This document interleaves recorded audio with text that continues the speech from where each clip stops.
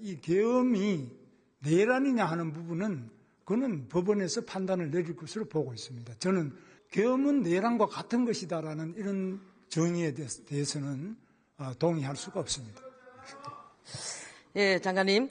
우리나라에서 가장 심각한 문제가 소득, 노동, 산업, 지역과 같은 양극화와 저출산, 고령화 사회라는 것에 동의하십니까? 예, 동의합니다.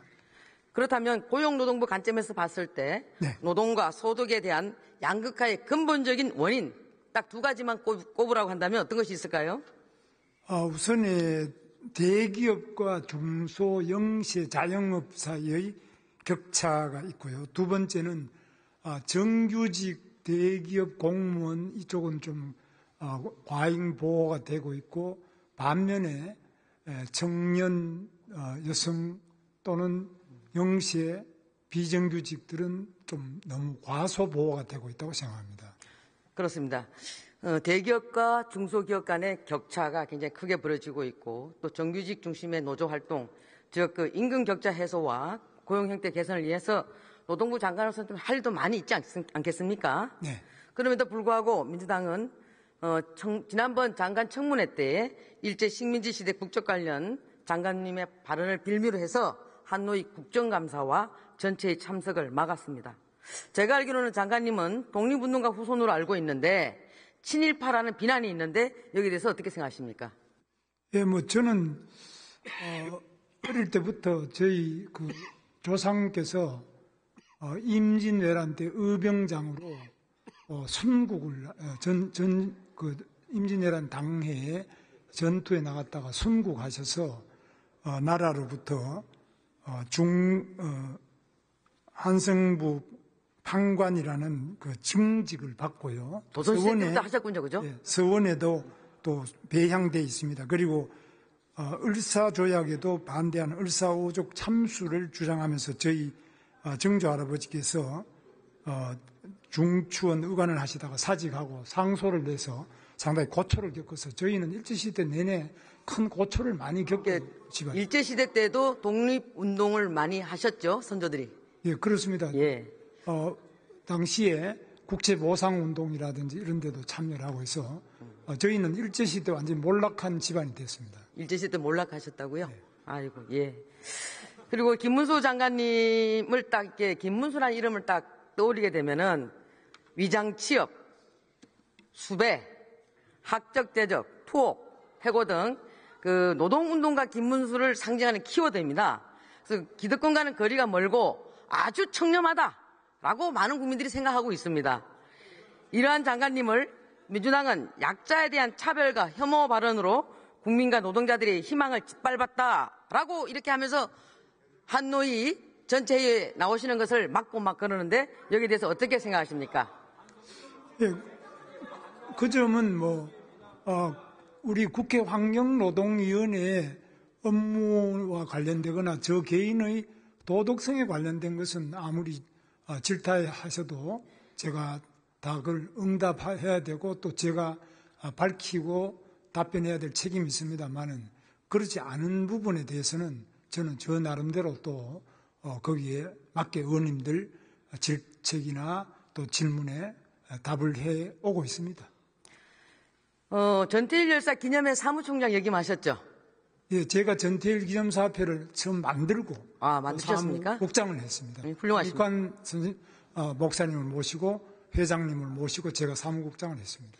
전태일 열사 어머니이신 우리 이소선 여사님께서도 문수는 내 아들이다라고 하셨다는데 어떤 사연이 있습니까? 우리 전태일 동지가 돌아가시고 난 다음에 그때 제가 1학년인데 매우 충격을 받고 그 다음에 제가 댁으로 선배님의 소개로 그 판잣집 바로 지금 쌍문동 208번지 전태일 선배가 지은 그 판잣집으로 찾아뵙고 노조 간부들과 그 가족들에 대해서 계속 한자라든지 이런 당시 잘 모르셨기 때문에 한자나 이런 걸 가르쳐 드리면서 전태일 선배께서 하시던 대학생 친구가 나에게 있었다면 하는 그 대학생 친구 중에 한 사람으로서 그 노조 간부와 또 유족들에 대해서 제가 좀 도움을 드리려고 노력한 적이 있습니다. 아, 그래서 그런 친분이 있으셨군요. 네, 그래서 네. 저는 뭐 어머니 돌아가실 때까지도 계속 제가 도지사 할 때도 도지사 공간에 모셔서 말씀을 듣고 늘 가깝게 지냈습니다. 지금 여기 계시는 우리 야당 의원님도 그렇게 말씀하시는 분들도 많이 계시고 또 밖에 계시는 분들도 그런 말씀하신 분들이 있던데 한때는 혁명을 꿈꾸다가 전향하였다고 해서 이 좌파 진영에서는 변절자, 대신자, 수구, 극우라는 비판이 있는데 동의하십니까? 예, 제가 이제 혁명을 하려고 했던 것은 사회주의 혁명이었는데요. 그 이유는 대학에 들어가서 마르크스 레닌주의 공부를 하면서 평등한 사회, 그리고 다른 어떤 외세의 지배를 받지 않는 사회, 그리고 또 미래가 다 이렇게 행복하고 잘 사는 유토피아를 꿈꿨습니다. 그렇습니까? 유토피아를 꿈꾼 것이 바로 소비에트나 중국 공산당이었는데 1990년대에 바로 소비에트가 무너지고 철의 장막이 거치면서 소비에트는 결코 유토피아도 아니고 정말 너무 제가 배우고 꿈꿨던 마르크스 레닌의 그 이론과 너무나 다르고 차별과 착취와 인권이 하나도 없는 억압된 사회라는 것을 알고 매우 고심하면서 이건 아니구나. 현실은 결코 유토피아가 한꺼번에 이루어질 수 없다. 그래서 차근차근하게 유토피아로 점진적으로 접근해야 된다. 이렇게 해서 자유민주주의 시장경제를 신봉하게 되었습니다. 잘 오셨습니다. 본회의장에서 계엄에 대해서 사과하지 않았다고 민주당이 난리던데 어떻게 생각하십니까? 계엄에 대해서는 뭐 저는 찬성을 안 합니다. 대통령께서 계엄하신 거를 저는 국무회의 참석해서 찬성한 적도 없고 저를 부르지도 않았습니다만은 예. 그러나 지금 생각해도 만약 불러서 제가 참석했다면 적극적으로 이 계엄은 안 된다고 말씀드리고 반대를 했을 겁니다. 그러나 이제 이 계엄이 내란이냐 하는 부분은 그거는 법원에서 판단을 내릴 것으로 보고 있습니다. 저는 이 계엄은 내란이라든지 이렇게 바로 계엄은 내란과 같은 것이다라는 이런 정의에 대해서는 동의할 수가 없습니다. 그래서 헌재에서 판단할 거다 이거죠? 헌재가 아니라 그거는 사법적인 그 법원의 판단이 아니겠습니까? 헌재에서는 계엄이 내란이냐 하는 부분은 다루지 않는 것으로 제가 형사재판 할 테고요. 네.